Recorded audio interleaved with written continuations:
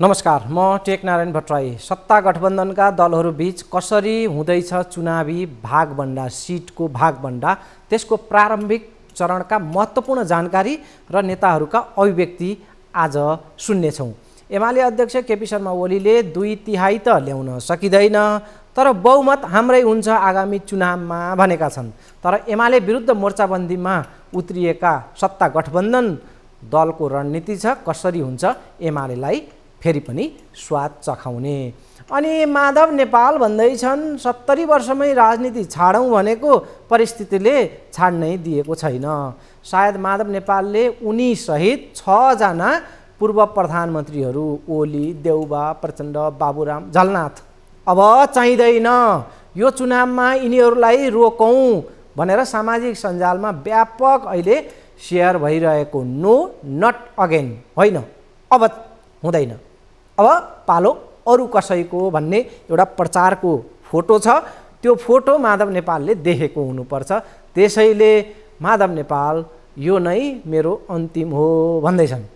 तर ओलीको मिजाज कडै छ। उनले के सबैलाई खेदेर देश अराजकतामा चल्छ? उनले स्वतन्त्रवालाहरूलाई पनि जवाफ दिएका छन्। एक ठाउँको एउटा स्वतन्त्रले देश चल्छ? ओलीले गठबन्धनका नेताहरू शेरबहादुर देउबाको गन्तव्य मेडम साहेब अर्थात् आरजु राणा, प्रचण्डको गन्तव्य सुपुत्री र माधव नेपाल गन्तव्यविहीन भन्दै गरेको टिप्पणी पनि आज सुन्न लायक छ। विषय सामग्रीहरू घटलाग्दा छन् दर्शकबिन। समग्र विषयहरू आज हामी प्रस्तुत गर्ने तयारीमा छौँ, क्रमशः त्यसलाई हामी प्रस्तुत गर्छौँ। दर्शकबिन, ओली सरकारले थापेको पासोमा अहिले देउबा सरकारले ओलीलाई नै स्वीकार गर्दैछ। पासो थापे ओली सरकारले, देउबा सरकारले त्यहाँनिर स्वीकार गर्दैछ र पासोमा परेका छन् स्वयं पूर्व प्रधानमन्त्री केपी शर्मा ओली हो। राष्ट्रिय अनुसन्धान विभागलाई अदालती स्वीकृति बिना फोन ट्यापिङ गर्न दिनुपर्ने प्रस्ताव ओली सरकारले अघि सारेको थियो। त्यो बेला नेपाली काङ्ग्रेस ओली कदमको व्यापक विरोधमा उत्रिएको थियो। अहिले आएर एमाले अध्यक्ष ओलीकै आरोप छ यो देउबा सरकारले फोन ट्यापिङ गरिरहेको छ र मेरो घर अगाडि गुप्तचरका मान्छेहरू पनि परिचालन गरिरहेको छ। हेर्नुहोस् है, ओली प्रधानमन्त्री हुँदा गृह मन्त्रालय अन्तर्गतमा रहेको राष्ट्रिय अनुसन्धान विभागलाई, गृह मन्त्रालय मातहतको त्यो विभागलाई अलग्याएर प्रधानमन्त्री कार्यालय मातहतमा ल्याइएको थियो र अनुसन्धान विभागलाई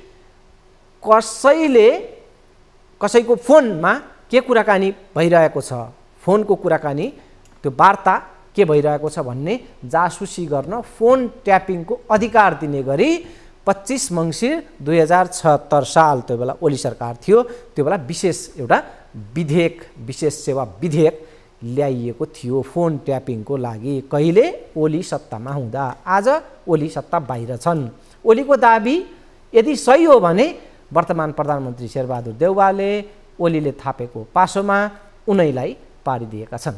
हो, पूर्व प्रधानमन्त्री एवं एमाले अध्यक्ष केपी शर्मा ओलीले आफ्नो जासुसी गर्न सरकारले मान्छे खटाएको आरोप लगाएका छन्। गुप्तचरी गर्न सरकारले खटाएका मान्छेहरू बालकोट स्थित आफ्नो घर आसपासमा सक्रिय रहने गरेको ओलीको दाबी छ। त्यो मात्रै होइन, फोन ट्यापिङ गरेर नागरिकको वैयक्तिक गोपनीयतामा समेत सरकारले हस्तक्षेप गरेको ओलीले आरोप लगाएका छन्। दर्शकबिन, पहिले म यहाँहरूलाई ओली सरकारका पालामा उब्जिएको यो बवण्डरमा लैजाँदैछु। त्यो बेला ओलीले अघि सारेको विशेष सेवा विधेयकमा अदालतको स्वीकृति बिना फोन ट्यापिङ गर्न दिने प्रस्तावमा नेपाली काङ्ग्रेसको आपत्ति थियो। काङ्ग्रेस सांसद गगन थापाले संसदमा बेला गरेको यो विरोध अंश पहिले आज सुन्न जरुरी छ। सुनौँ। यसको चरम दुरुपयोग हुन्छ, यसको भयानक दुरुपयोग हुन्छ। अहिले त मैले सुन्छु कि एउटा मन्त्रीजीले अर्को मन्त्रीजीले, पत्रकारकै साथीहरूले भन्नुभएको, मन्त्रीजीले पत्रकारसँग कुरा गर्नु पर्यो भने आजभोलि टेलिफोनबाट गर्नुहुन्न अरे, व्हाट्सएपमा हुनुहुन्छ भने सोध्नुहुन्छ अरे, किनकि मन्त्रीजी तर्सिराख्नु भएको छ मेरो टेलिफोन रेकर्ड भइरहेको छ भनेर। अहिले यस्तो अवस्था छ भने यसलाई अदालतबाट स्वीकृति लिनु नपर्ने, पार्लियामेन्ट्री कुनै पनि ओभरसाइट एजेन्सीले हेर्न नपाउने गरिकन गर्दै गर्दा सरकार सञ्चालन गर्ने मानिसले यसको चरम दुरुपयोग, सम्माननीय सभाको महोदय पनि भोलि यो बन्ने कानुनबाट हामी कोही पनि बस्नेवाला छैनौँ। यस्तो कानुन यस्तो अवस्थामा यसलाई पारित गरेर यसरी लिएर नजाउँ कि संसदले हेर्नुपर्छ कि सर्वोच्च अदालतबाट यसको स्वीकृति लिने कुरालाई हामीले यसलाई बिगाऱ्यौँ, भत्कायौँ र यो खालको अवस्थामा गयो भने यो नै हाम्रा निम्ति चाहिँ हामीले थुप्रै देशको देखेका छौँ, हामीले पहिला पनि संसदमा छलफल गरेका छौँ। यसको यति ठुलो दुरुपयोग हुनेवाला छ। यसको मुख्य विषय भनेको दफा 10 मा व्यक्ति सङ्घ संस्था सार्वजनिक सञ्चार माध्यम र कुनै पनि व्यक्ति सङ्घ संस्थाहरूलाई सार्वजनिक सञ्चार माध्यम वा श्रव्य दृश्य विद्युतीय सङ्केत विवरण सबैलाई निगरानी गर्न, अनुगमन गर्न र इन्टरसेप्सन गर्न, अर्थात् हामीले चलनचल्तीमा भन्ने गरेको टेलिफोनलाई रेकर्ड गर्न, ट्याप गर्न पाउने गरिकन सबै व्यवस्था गरिएको छ। र यसका निम्ति मुख्य अनुसन्धान निर्देशकले मुख्य अनुसन्धान निर्देशकसँग स्वीकृति लिएर गर्न पाउने भन्ने जुन व्यवस्था गरिएको छ, यसमा सच्याउँदै गर्दाखेरि पनि यो मुख्य अनुसन्धान निर्देशकले यसका बारेमा आफूले त्यस्तो सूचना सङ्कलन गर्ने कुराको निर्णय गर्ने र आफ्नो घरमा राख्ने भनेर भनिएको छ। हो, अनुसन्धान गर्ने निकायहरू प्रधानमन्त्री कार्यालय मातहत ल्याएर ओलीले आफूमा शक्ति केन्द्रित गर्न खोजेको भन्दै त्यो बेला व्यापक विरोध भएको थियो। प्रधानमन्त्रीको मातहतमा शक्ति एकीकृत गरेर कुनै पनि बेला त्यसको दुरुपयोग हुन सक्ने भन्दै खास गरी नेपाली काङ्ग्रेसले चर्को विरोध गरेको थियो। अदालतको अनुमति बेगर नागरिकको फोन ट्यापिङ गर्न नहुने व्यवस्था गर्नुपर्ने भनेर संशोधन नै काङ्ग्रेसले त्यसमा हालेको पनि थियो। पछि ओली सरकार हटेर देउवा सरकार बनेपछि सत्तारूढ सांसदहरू अदालतको अनुमतिमा मात्रै फोन ट्यापिङ गर्नुपर्ने व्यवस्था हुनुपर्नेमा एकमत बनेका थिए पछि चाहिँ। र दर्शकवृन्द, आज नेपाल सरकारले एमाले अध्यक्ष केपी शर्मा ओलीले हिजो लगाएको यो सरकारका प्रतिको आरोपको खण्डन गरेका छन्। सरकारले आज खण्डन गरेको छ। सरकारका प्रवक्ता ज्ञानेन्द्र बहादुर कार्कीले गुप्तचरी गर्न मान्छे खटाएको र फोन ट्यापिङ गरेको भन्ने दुवै आरोप निराधार भएको बताएका छन्। यो सुन्छौँ अब। त्यसपछि अघि मैले सुरुमा उल्लेख गरेका आजका अन्य गतलाग्दा सामग्रीहरूमा हामी जानेछौँ। यो टुङ्ग्याएर जाउँ। केही सञ्चार माध्यममा पूर्व प्रधानमन्त्री केपी शर्मा ओलीको गुप्तचरी गर्नका लागि सरकारले गुप्तचर परिचालन गरेको र नागरिकको फोन ट्यापिङ गरी वैयक्तिक गोपनीयतामा हस्तक्षेप गरेको भन्ने समाचार निराधार भएको कुरा स्पष्ट पार्न चाहन्छु। यस्तो भ्रममा कोही पनि नपर्नु हुन अनुरोध गर्दछु। सरकार व्यक्तिको स्वतन्त्रता र गोपनीयताको अधिकारप्रति सचेत छ र यसको सम्मान र सम्वर्धन गर्न प्रतिबद्ध छ भन्ने कुरा पनि म जानकारी गराउन चाहन्छु। वर्तमान देउवा सरकारले आफ्नो घर अघिल्तिर 4 जना गुप्तचर परिचालन गरेको दाबी ओलीको थियो। सुनिहाल्यौँ सरकारका प्रवक्ताको भनाई कि ओलीको आरोप भ्रमपूर्ण छ र यस्तो भ्रममा नपर्न अनुरोध गर्दै सरकार व्यक्तिको स्वतन्त्रता र गोपनीयताको अधिकारप्रति सचेत रहेको यो सरकारी दाबी हामीले सुनिहाल्यौँ। विदेशी र नेपाली सञ्चार माध्यमका पत्रकारहरूसँग हिजो बिहिबार भएको अन्तर्क्रियामा एमाले अध्यक्ष ओलीले यो आरोप लगाएका थिए। नागरिकको वैयक्तिक जीवनमै हस्तक्षेप गर्ने, जनताको फोन ट्यापिङ सरकारले अहिले गरिरहेको छ, यस्तो गर्न मिल्छ? ओलीको भनाइ थियो, अहिले मेरो घर अघिल्तिर सरकारले 4 जना गुप्तचरहरू राखेको छ, यसरी ब्ल्याकमेलिङ गर्ने यो सरकार ब्ल्याकमेलर होइन त भन्दै ओलीले राज्य संयन्त्रले आफ्ना विरुद्ध गुप्तचर परिचालन गरेको आरोप लगाएका थिए। अब अर्को प्रसङ्गमा जाउँ। एमाले आउने चुनाव हार्दा देशले हार्ने अध्यक्ष ओलीको भनाइ आएको छ। अब नेताहरूले दलहरूले भन्ने छन् हामीले हारे देश हार्छ। यसअगाडि पनि सुनेकै हो। यो चुनाव एमाले हार्नै मिल्दैन ओलीको भनाइ। 2/3 त म भन्दिनँ, तर हामीले बहुमत ल्याउँछौँ। मतलब एमाले बहुमत ल्याउने ओलीको दाबी छ। ओलीले गठबन्धनका नेताहरू शेरबहादुर देउवाको गन्तव्य केवल मेडम साहेब अर्थात् आरजु राणा अनि प्रचण्डको गन्तव्य चाहिँ केवल सुपुत्री र माधव नेपाल बिचरा गन्तव्यविहीन भन्दै गरेको टिप्पणी पनि यही यसैमा छ। यो सुनौँ, त्यसपछि सुनौँ हामी कि उनैले स्वतन्त्रहरूतर्फ सोझ्याएको कटाक्ष र माधव नेपालको सन्यास सकस सुन। अहिलेको निर्वाचन हामीले हार्न मिल्दैन। निर्वाचन हार्नै हुँदैन। एमाले हार्दा देश हार्छ। एमाले जित्नै पर्ने कारण के छ भने देश जिताउनु पर्नेछ, देशलाई हार्न दिनु हुने छैन। 1 वर्षमा यो परमादेशी गठबन्धने सरकारले देशलाई यसरी दुर्गतिमा लगेको छ, निर्लज्जताको पराकाष्ठाका साथ भ्रष्टाचारमा डुबाएको छ, अर्थतन्त्र ध्वस्त बनाएको छ, राजनीतिलाई विकृत बनाएको छ भने 5 वर्ष यसले चलाउन पाउने हो भने यिनको त कुनै गन्तव्य नै छैन नि। कहाँ जाने गन्तव्य नै छैन। समाजवादमा जाने पनि छैन, कता जाने पनि छैन। अब मोहन विक्रम सिंहको गन्तव्य के हो भन्दा पिउठा आफ्ना आफ्ना छन्। शेरबहादुरको गन्तव्य के हो भन्दाखेरि मैडम साहिबा, प्रचण्डको गन्तव्य के हो भन्दा सुपुत्री। यस्ता यस्ता गन्तव्य लिएर हिँडेका छन् यिनीहरू। त्यसका लागि जे पनि गर्न,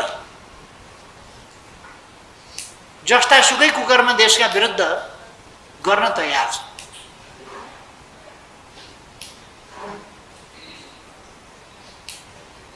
माधव नेपालको त नाम नलिउँ होला, किनभने तिनको जिन्दगी त छटपट्टिमै बित्छ क्या।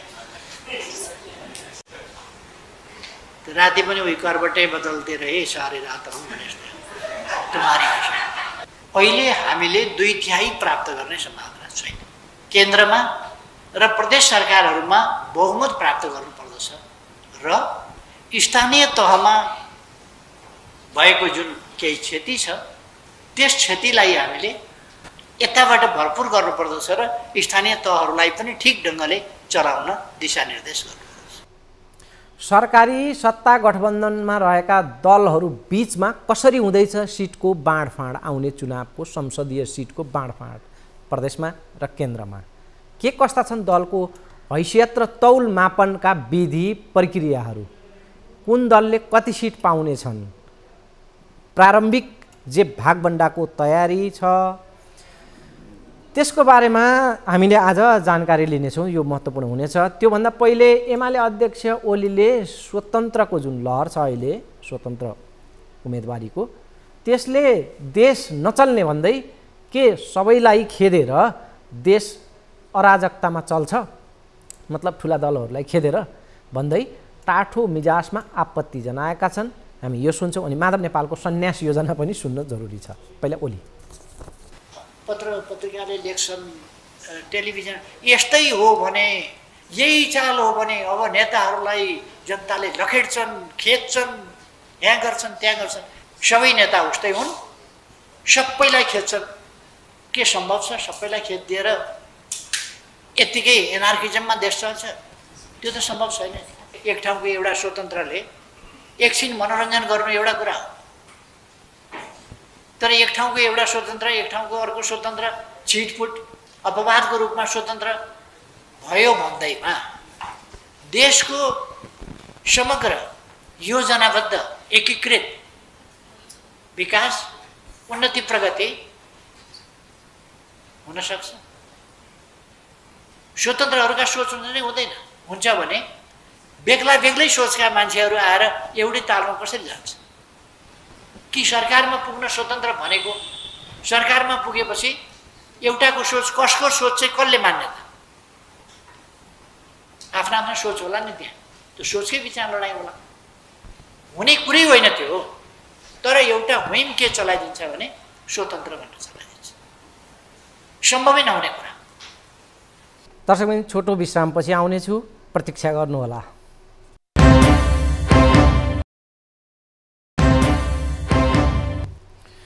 सत्तापक्षीय भागबण्डाको प्रसङ्ग हामीसँग सिङ्गो बाँकी नै छ। त्योभन्दा पहिले नेकपा एसका अध्यक्ष माधव कुमार नेपालले अबको 5 वर्षपछि सक्रिय राजनीतिबाट बिदा लिने बताएका छन्। 70 वर्षमा नै राजनीतिबाट टाढिने विचार आफूले गरे पनि परिस्थितिले त्यसरी टाढिन नदिएको भन्दै उनले अब 75 वर्षको उमेरमा आउँदो चुनावमा चाहिँ सक्रिय राजनीतिबाट बिदा लिने बताएका छन्। चुनावको मिति घोषणा भइसकेको हुनाले चुनावमा नजाँदा माधव नेपाल डरायो भाग्यो भन्ने पर्न सक्ने भन्दै परिस्थितिको सामना गरेर विजयी पनि हुने उनको विश्वास छ। यसपटकको चुनावमा त लड्नै पर्छ, जित्नै पर्छ, राजनीतिलाई एउटा मोडमा पुर्याउनै पर्छ। सुनौ। अब यो राजनीतिबाट चाहिँ यो 5 वर्षपछि है अब विदाई हुनु पर्ला जस्तो लागिरहेछ मलाई।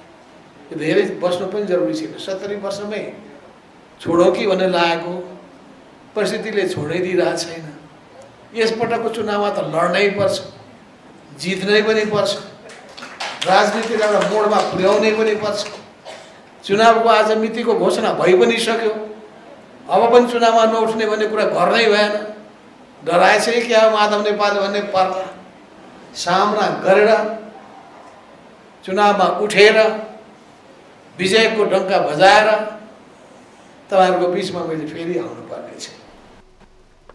दर्शकबिन, अब आजको निकै महत्त्वपूर्ण अर्को प्रसङ्ग। चुनावको मिति घोषणा भएसँगै मङ्सिर 4 का लागि हिजो चुनावको मिति घोषणा भएको छ। अब दलहरूको चुनावी दौडधुप सुरु भइसकेको छ। सत्ता गठबन्धनका दलहरू भागभण्डा कसरी मिलाउने भन्नेमा सघन छलफलमा जुटेका छन्। कार्यदल नै बनाएर संसदीय सिट बाँडफाँडको फाँटबारी मोडालिटी तयार पार्नेमा गठबन्धन दलहरूले गृह कार्य थालिसकेका छन्। नेपाली काङ्ग्रेस 60% सिट आफूलाई राखेर 40% सिट चाहिँ बाँकी दलहरू, गठबन्धनका बाँकी दलहरूलाई छुट्याउने मुडमा छ। तर सत्ता गठबन्धनका ती अन्य दलहरू काङ्ग्रेसको त्यो 60-40 को प्रस्ताव मान्ने पक्षमा छैनन्। 6 दलीय सत्ता गठबन्धन बनेको छ अहिले। जसपा फुटेपछि बाबुरामको अर्को दल बनेको छ। त्यसो भएर 5 दलीय अब एक थपिएर 6 दलीय बनेको छ। यद्यपि बाबुराम भट्टराईको संलग्नता, जसपाको संलग्नताको विषय विचाराधीन नै छ र यो 6 दलीय सत्ता गठबन्धनलाई प्रतिनिधि सभा र प्रदेश सभाको सिट बाँडफाँड गर्न चाहिँ यति बेला चुनौती पर्ने हम्मे हुने देखिँदैछ र त्यसको तयारीका लागि बकाइदा कार्यदल गठन भएको छ। सत्ता गठबन्धनमा रहेका नेपाली काङ्ग्रेस, नेकपा माओवादी केन्द्र, नेकपा एकीकृत समाजवादी, जनता समाजवादी पार्टी र राष्ट्रिय जनमोर्चाले मङ्सिर 4 गते हुने प्रतिनिधि सभा र प्रदेश सभाको निर्वाचनमा तालमेल गरेर जाने औपचारिक निर्णय त गरिसकेका छन्। औपचारिक निर्णय भइसकेको छ। तर सिट बाँडफाँडको गृह कार्य निकै पेचिलो छ।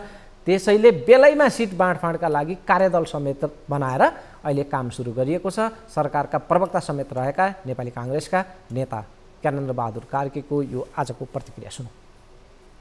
आगामी मङ्सिर 4 गते हुने प्रतिनिधि सभा र प्रदेश सभाको निर्वाचनमा 5 दलीय गठबन्धनको बीच चुनावी तालमेल गरी अगाडि बढ्ने निर्णय गर्यो। अब तालमेलको निमित्त अब फेरि बैठकहरू बस्छ, छलफल गर्छ। यसलाई व्यवस्थित गर्ने, न्यायपूर्ण गर्ने विषयमा आज बृहत रूपमा सहमति भएको छ।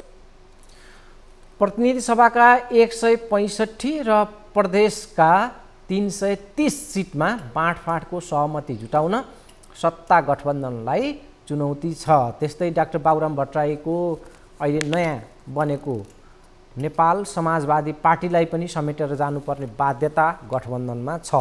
अहिलेसम्म गठबन्धन सिट बाँडफाँडको मोडालिटी र आधारहरू तय भइसकेको त छैन। त्यसको लागि कार्यदलले काम गरिरहेको छ। तर पनि केही आधारहरू खुट्याइएको छ र अहिले सतहमा आएको छ र ती यस प्रकारका छन्। म यहाँ बताउँदैछु। स्थानीय तह निर्वाचनको मत परिणामलाई एउटा आधार मान्ने, गएको चुनाव भर्खरको ताजा चुनावको मत परिणाम जे छ त्यसलाई आधार मानेर सङ्ख्या बाँडफाँड गर्ने। अनि गएको 2074 सालको निर्वाचनको परिणामलाई पनि अर्को ख्यालमा लिने अनि शीर्ष नेताहरूको व्यवस्थापन गर्ने कुरा पनि अर्को महत्त्वपूर्ण छ। त्यसले पनि यो सिट बाँडफाँडमा अर्को अर्थ राख्नेछ। शीर्ष नेताहरूलाई कहाँ कहाँ व्यवस्थापन गर्ने भन्नेमा। अनि प्राथमिकताका निर्वाचन क्षेत्रहरू, केही निर्वाचन क्षेत्रहरू जो प्रतिष्ठाका छन् त्यसलाई पनि ख्यालमा राखेर यो तयारीहरू चलिरहेको छ। यहाँनिर डाक्टर बेदुराम भुषाल महासचिव एकीकृत समाजवादी पार्टी, शक्ति बस्नेत नेता माओवादी केन्द्र, प्रमोद शाह सचेतक जसपा र नेता सोमप्रसाद पाण्डे नेकपा यसलाई आज हाम्रा सहकर्मी प्रकाश बमले यो सिट बाँडफाँडको तयारी र मापदण्ड बारेमा सोधेका छन्। सरसर्ती ती नेताहरूको यो प्रतिक्रिया सुनौँ। पहिलो कुरा 74 सालको सङ्घ र प्रदेशको निर्वाचनको परिणाम पहिलो कुरा।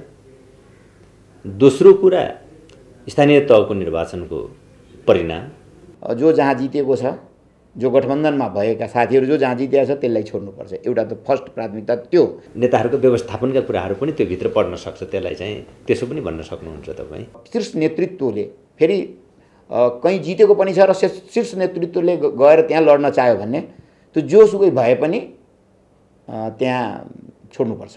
शीर्ष नेतृत्वले लड्न चाह्यो भने अहिले जो पार्टीसँग जति जति प्रत्यक्ष निर्वाचित सदस्यहरू हुनुहुन्छ, चाहे सङ्घको कुरा गरौँ चाहे प्रदेशको कुरा गरौँ, एउटा आधार चाहिँ मुख्य आधार चाहिँ यो नै हो। भोटको आधार बन्छ। हामीले शनाखत गरेको प्रधानमन्त्री शेरबहादुर देउवालाई बनाउनको निम्ति हामीले शनाखत सर्वोच्चमा गरेका छौँ, त्यो पनि आधार बन्छ। कुन पार्टीको तर्फबाट चुनावमा जाँदा अझ बढी चुनाव जित्न सजिलो हुने स्थिति छ? कतिपय ठाउँहरू त्यहाँको सामाजिक सबै पक्षहरू पनि हुन्छन् नि, सामाजिक पक्ष हुन्छन्, कतिपय ठाउँमा सांस्कृतिक पक्षहरू पनि हुन्छन्। अब त्यसले प्रभाव पार्छ निर्वाचनको परिणाममा, तर उम्मेदवार चाहिँ कुनै एउटा निश्चित पार्टीसँग छ त्यस्तो प्रकृतिको भन्ने कुरालाई पनि मोटामोटीले ध्यान दिनुपर्ने अवस्था हुनसक्छ। हामी कतिपय ठाउँमा नेपाली कङ्ग्रेसको मात्रै बलियो पनि देखिन्छ उम्मेदवारको हिसाबले, त्यहाँको मतको हिसाबले। नेकपा माओवादीको मात्रै पनि कतिपय ठाउँमा चाहिँ उम्मेदवार पनि त्यहाँको मत पनि बलियो देखिन्छ। जस्तो रोल्पा रुकुम हेर्नुभयो भनेदेखि चाहिँ नेकपा माओवादीको चाहिँ बढी त्यहाँ चाहिँ अलि बढी मतको हिसाबले होला भने कहीँ हामी फेरि मतको हिसाबले र उम्मेदवारको हिसाबले नेकपा एकीकृत समाजवादी पनि छौँ। र कुनै ठाउँमा हामीले गठबन्धनभित्र रहेको चाहिँ के अरे राष्ट्रिय जनमोर्चा पनि हुनसक्छ। नेपाली काङ्ग्रेस यो गठबन्धनबाट अधिकतम कसरी लाभान्वित हुने भनेर नेपाली काङ्ग्रेसले सोच्नु अन्यथा पनि होइन, त्यो सोच्न पाइयो नि त। अर्को पार्टीले गठबन्धनबाट लाभान्वित थप कसरी हुने भनेर सोच्नु पनि अन्यथा होइन। अब यो गठबन्धनलाई नै सफलतापूर्वक ल्यान्ड गर्नुपर्ने अवस्था, बाध्यात्मक अवस्था सबैलाई छ। नत्र यो देशमा एउटा धार अर्कै हिसाबको धार छ, जो यो देशमा प्रतिगमनको एउटा धार छ, एउटा अग्रगमनको धार छ है। र एउटा धार प्रतिगमनको धारलाई प्राप्त गर्नको निम्ति यो अग्रगमनको धारहरूले गठबन्धन गरेरै जानुपर्छ। कमसेकम यो चुनाव त गठबन्धन गरेरै जानुपर्छ। एक सिट तल र माथि हुँदाखेरि त्यसैमा धेरै पिरलो गर्नुपर्ने कारण हुँदैन पार्टीहरूको तर्फबाट एकाल। तर त्यसको अर्थ यो होइन कि फेरि कुनै एउटा पार्टीले गर्ने प्रस्ताव नै अरू बाँकी सबैले मानिदिनुपर्छ भन्ने कुरा पनि हुँदैन। जसको जति थियो त्यो छुट्याइसकेपछि अरू बाँकी रहँदैन। अरू पार्टीले जितेको 4 पार्टी बाहेक अरू पार्टीले, अहिलेका 5 पार्टी बाहेक अरू पार्टीले जितेका सिट छन् नि त, त्यसको विभाजन कसरी गर्ने भन्ने आइहाल्छ नि। अब कसैले 90 मागिरहेछ भने, कसैले 50 चाहिन्छ भनेर, कसैले मलाई पनि 25 चाहिन्छ भन्ने जस्ता कुराहरू भइरहेछ। अब यो क्लियर चाहिँ भएको छैन। तर नेकपा एमाले जितेको ठाउँ जो छ त्यसमा चाहिँ भागभण्डा गर्ने पहिलो पार्टीमा अब नेपाली कङ्ग्रेस नै हो। दोस्रोमा अब मतको हिसाबले भनौँ अब नेकपा माओवादी केन्द्र छ। त्यसपछिको अब पाँचौँ पार्टी भए पनि हामी मतको हिसाबले नेकपा एकीकृत समाजवादी पनि कमजोर छैन। त्यसको सँगसँगै जसपा पनि सँगै छ। यो हामी सबैलाई चाहिँ मिलाएर लैजाने खालको एउटा छलफलबाट निष्कर्ष निस्कन्छ भन्ने मलाई लाग्छ। सत्ता गठबन्धनभित्रका दलका प्रतिनिधि यी आवाजहरू सिट बाँडफाँडको विषयमा। दर्शकबिन, सत्ता गठबन्धनभित्र सिट बाँडफाँड पेचिलो छ भने अर्कोतर्फ हरेक पार्टीमा फेरि आन्तरिक व्यवस्थापन उत्तिकै सकसपूर्ण छ। आफ्नो निर्वाचन क्षेत्रमा आकाङ्क्षीहरूलाई मनाउन त्यो अर्को हम्मे हुने स्थिति हुन्छ। काङ्ग्रेस गठबन्धनको सहायतामा एकल बहुमत नजिक पुग्ने रणनीतिमा छ। एकल बहुमत काङ्ग्रेसको ध्येय छ आउने चुनावमा। माओवादी केन्द्र गठबन्धनमै भए पनि काङ्ग्रेसलाई एकल बहुमत नदिनका लागि के गर्नुपर्छ, त्यही भित्र रहेर पनि त्यो रणनीति माओवादीको हुनेवाला छ। किनभने काङ्ग्रेस एक्लै सक्षम भयो भने भोलि माओवादीको हैसियत के हुने भन्ने माओवादीलाई त्यहाँनिर चिन्ता छ। यता एकीकृत समाजवादी अहिलेको यो सत्ता समीकरण बन्नुमा, देउवा प्रधानमन्त्री बन्नुमा, ओलीलाई एक ल्याउने यो सामर्थ्य ताकत जुट्नुमा सबै आफ्नो भूमिका रहेको भन्दै आफूलाई अलि विशेष मानमनितो चाहियो।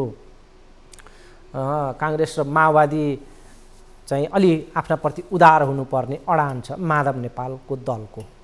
जे होस्, अहिले सत्तामा चर्चामा रहेको जुन दलहरू बीचको सिट बाँडफाँडको सङ्ख्या एक प्रकारले सत्तामा आएको छ। त्यो यद्यपि यति बेला यो औपचारिक भइ नसकेको तर सत्तामा चर्चामा रहेको चाहिँ म यहाँहरूलाई सुनाउँछु कि नेपाली काङ्ग्रेसले 59 सिट, माओवादी केन्द्रले 50 सिट, एकीकृत समाजवादीले 27 सिट, जनता समाजवादीले 25 सिट, यो प्रकारले गठबन्धनमा रहेका नेताहरूका अनुसार दलहरूले अधिकतम सिट दाबी गर्ने एउटा खाका चाहिँ यो प्रकारको रहेको छ। र यही बिचमा बाबुराम भट्टराईको दलको पनि फेरि हिस्सेदारी भइसकेपछि अलिकति तलमाथि गरेर एउटा मिलन बिन्दुमा पुग्ने प्रकारको तयारी भइरहेको हामीले थाहा पाएका छौँ।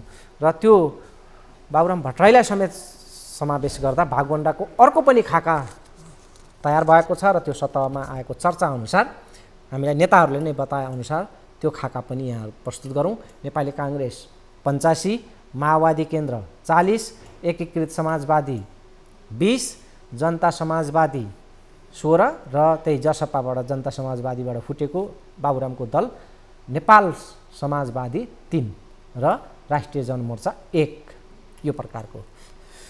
जे होस् दर्शकबिन, चुनावी सरगर्मी सुरु भएको छ। आज हामी अलिकति त्यसलाई छुने प्रयास गऱ्यौँ। समय सकिएको छ, बिदा हुन्छु, नमस्कार।